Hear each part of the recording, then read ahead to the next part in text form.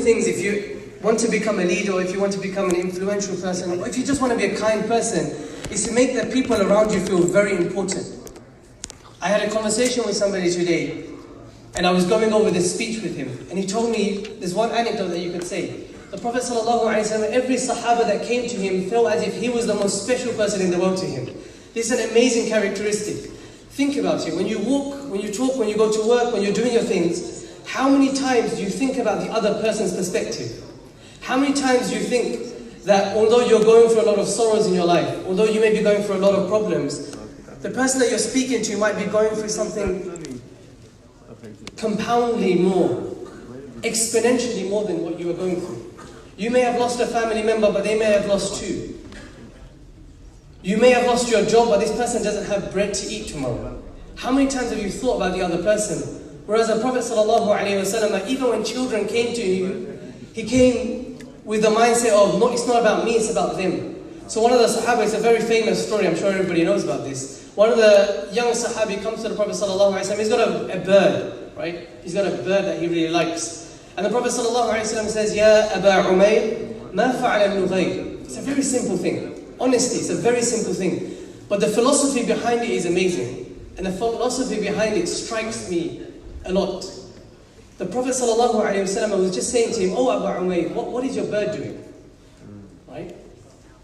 How many of us have nieces, nephews, children, and actually think and contemplate, take time to see what is important to them?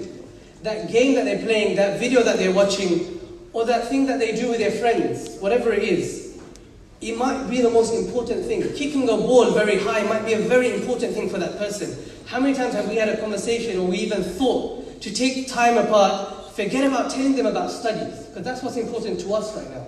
But as a 5-year-old, he doesn't really care what his SATs results or GCSE results are. You can tell him he wants to become a doctor and inspire him, be it all means. But right now, the thing that he cares about is whether he can score that goal or not. And that's what we need to do. The Prophet ﷺ didn't have to do that. The Prophet ﷺ in reality doesn't care about that bird. But he knows it's the most important thing to that child at that moment. And that's how you become inspiring. And that's how we're inspired by the Prophet ﷺ. It's not about me right now, or I. It's about that person that I'm speaking about. What is he going through? What does he find important? Let me show an interest in that.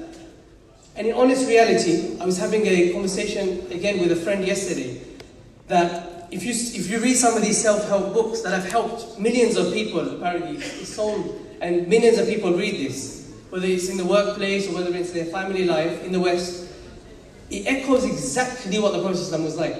One of the chapters ends, it just says smile, full stop. We know the Prophet ﷺ, nobody found him to be, in a state of sorrow. He would always be smiling, always be cheerful. And that's exactly what they do. Find what is important for the other person and speak about that. That is exactly what he's doing. So this is how we should be like. We shouldn't just care about ourselves, but we should care about everybody else around us, like the Prophet ﷺ would be doing. And when you start doing that, believe me, things open to you, because you finally realize what people find important, you finally realize what people are suffering with, and then you can help them. But if you try and portray yourself and put it on someone else, it doesn't work. So to come to the topic, and I'm going to conclude very quickly, how to respect the Prophet Muhammad ﷺ. When I was thinking about that topic, I was thinking, how can we find, we don't have the Prophet ﷺ around with us today.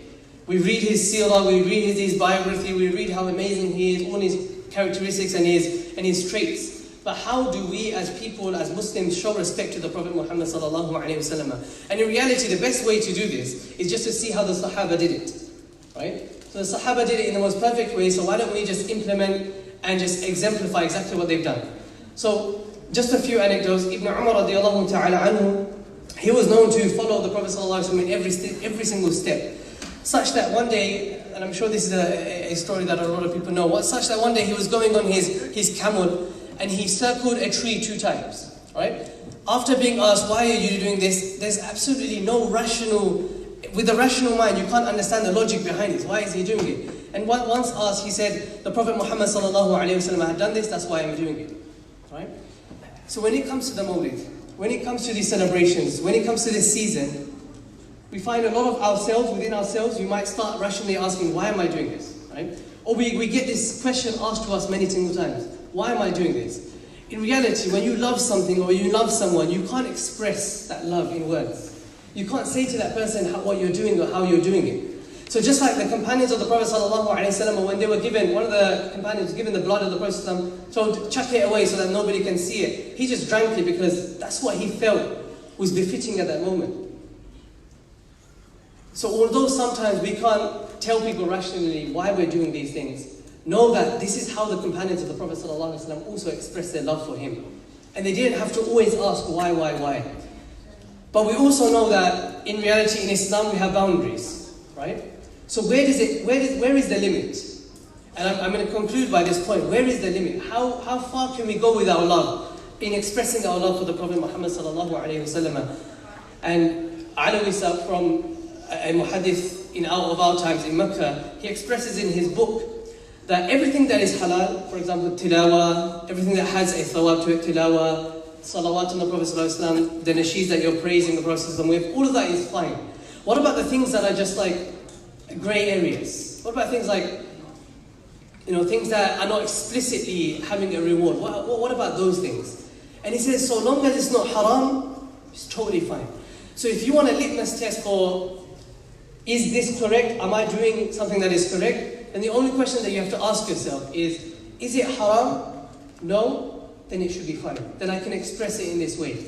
And now you come to these talks, all of us have come in a unity, in a group into this talk. But everybody should go away expressing their love in different ways. So the way I express my love should not be the way you do it. It's not robotic. It's exactly whatever you feel connection to the Prophet ﷺ, that's how you do it. And by that, inshaAllah, we ask Allah subhanahu wa ta'ala to allow us to stay in the straight path. We ask Allah subhanahu wa ta'ala to listen to the stories of the Prophet ﷺ throughout the day-to-day and throughout our lives and be inspired by it, but not just that, to try and implement it within our lives. وآخر دعوانا الحمد لله رب العالمين السلام عليكم ورحمة الله وبركاته.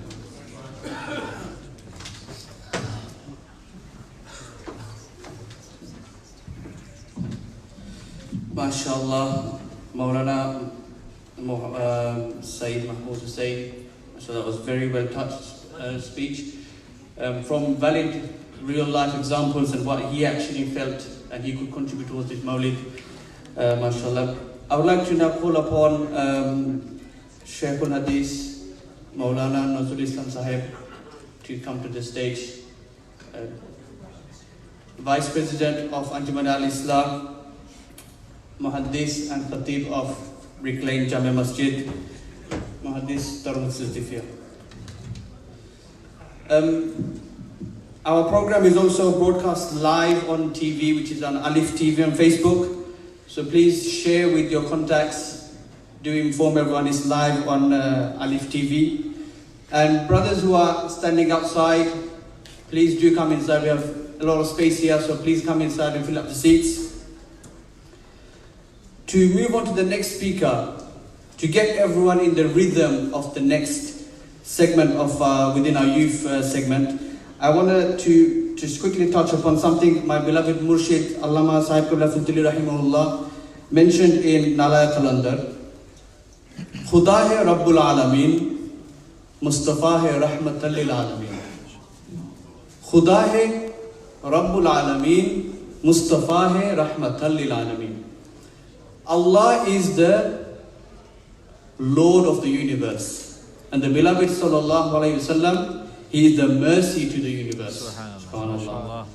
In saying about the mercy to the universe, I would like to call upon the next speaker who would speak in spoken words, in the style of broken words, poem about the beloved Sallallahu Alaihi Wasallam. Please welcome Sheikh Maulana Yusuf Ahmed to speak upon the seerah in a poetic style. Sheikh Maulana Yusuf Ahmed.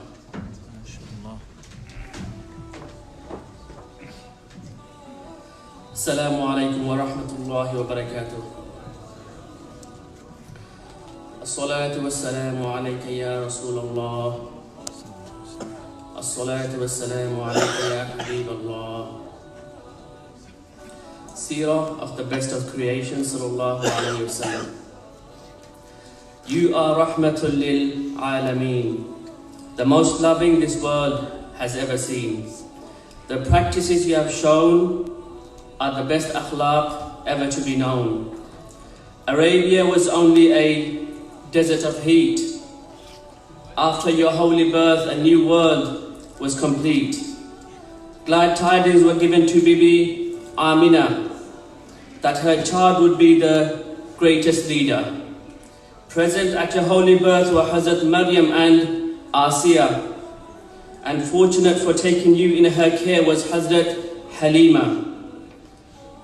The noor of your holy birth was so bright that the city of Basra was at Bibi Amina's sight. You declared your love for your ummah when you was born. Ya Rabbi Habli Ummati was your first call. O Sayyidi, before your birth you lost your father. At only 6 you were left without the affectionate care of your mother. 2 years later you lost your grandfather. You didn't need guardianship because Allah Himself was your carer. 12 years old and you became a young trader. Abu Talib took you to a trade trip to Syria. During the trip, while staying in Thima, your holy Nabuwah was recognized by the Jewish scholar Bahira. He declared you will be the last prophet of Allah. Your noble personality is extensively described in the Torah. Your wonderful character impressed the most intelligent lady. You married Hazrat Khadija at the age of 25 and she was 40. Honored were your sons Qasim and Tahir, also known as Abdullah. They passed away young and went closer to Allah. Zainab, Ruqayya, Kalsum and Fatima are your blessed daughters and certainly mothers of the Ummah. All tribes of Arabia desired the honor of refixing the black stone. Later they all agreed unanimously, this honor belongs to you alone. Al-Amin, the trustworthy, is what you are well known. For your nobility, everyone considered you as their own. 17th of Ramadan became the night of power, when Jibreel descended to you in the Mount of Hira. Read in the name of your Lord who has created was the first verse of the Quran that you recited. Being frightened, you ran to Hazrat Khadija saying, Zammiluni. She consoled you and testified you are Rasulullah immediately.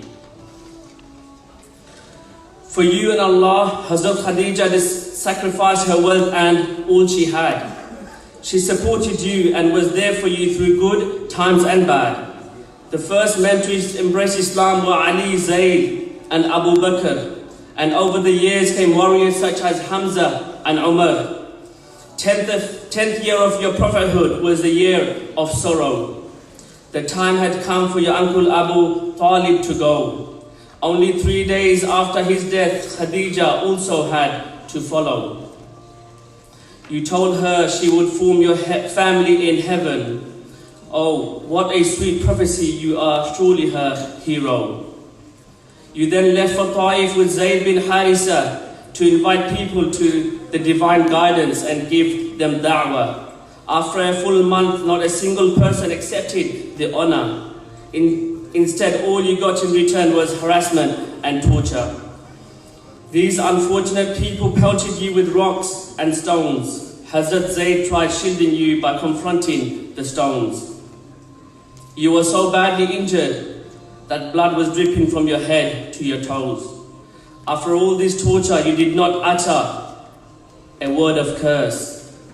If you wanted, they would have been annihilated from the face of this earth. This is exactly why Allah has sent you as a mercy for the whole of universe. O Habibi, you are the greatest Rasul of Allah. That is why you had the greatest test of all the Anbiya. You succeeded all your tests and pleased Allah. You are the Sayyidul Mursaleen and the Khatimul Anbiya. Allah showed you how much He loves you. After these tragic events, your pride was graced with the honor of His divine presence. 27th of Rajab was the night of Mi'raj. While you were asleep, Jibreel came to you with the Buraq. Your miraculous journey began on the Buraq to Masjid Al-Aqsa, where you were greeted by an army of angels and all the prophets of Allah. You are Imamul Anbiya. All the prophets stood behind you. You led the prayer. You then ascended to the 7 skies with Jibreel. You met Prophets Adam, Isa, Yusuf and Ibrahim. Your auspicious journey continued towards Sidratul Muntaha. You were shown the beauty of heaven and punishment of hellfire. Thereafter, Jibreel stopped and couldn't proceed any further. He would burn from the nur of Allah. His limit was Sidratul Muntaha. Neither prophets nor any angels were able to go any closer to the Creator. You have no limits. You are no ordinary creation, but far greater. Upon reaching the Arsh of Allah, you thought of taking off your sandals. His Arsh was craving for the dust of your sandals. He insisted you keep them on. Allah addressed you with utmost love and requested you to go near. Who else deserves this honor? You are to Him the most dear. You were graced with the visit of the divine presence of Allah. You were so close to Him, your vision of Allah was so clear. Allah greeted you with peace, barakah and rahmah. You accepted the greeting and included in it your ummah. During the course was ordained a 5 daily prayer, and were revealed to you some secrets which were hidden to all other creature. When you returned from your journey, your bed was still warm in temperature. Your whole journey occurred in a short part of the night. O Habibi, you traveled beyond the speed of light. For 10 years, you continuously preached Islam to the people of Mecca. Time had come for you to leave your holy birth town and migrate to Medina. From the will of your Lord, you instructed your Sahaba to start Hijrah. This significant event became the starting of the Islamic calendar. All your companions migrated except Abu Bakr and Ali. You waited for the permission from your Allah, the Almighty. On becoming aware of the situation, the kuffar decided to assassinate you instantly. Allah, the All-Knowing, apprised you of their conspiracy. Hazrat Ali slept in your bed while you left your house reciting Surah Yasin. The kuffar surrounded your house but couldn't see you leave. Immediately you reached the house of Hazrat Abu Bakr. You both started Hijrah and took shelter in the cave of Thawr. As you entered, a spider covered the opening of the cave with its web, and by the will of Allah, a pigeon also laid an egg. When the kuffar discovered you had already left, they started looking for hints. They appointed a person who was an expert in tracing footprints. He led them to the cave. Their movements you could hear. You told Abu Bakr, Allah is with you. There is nothing to fear. On which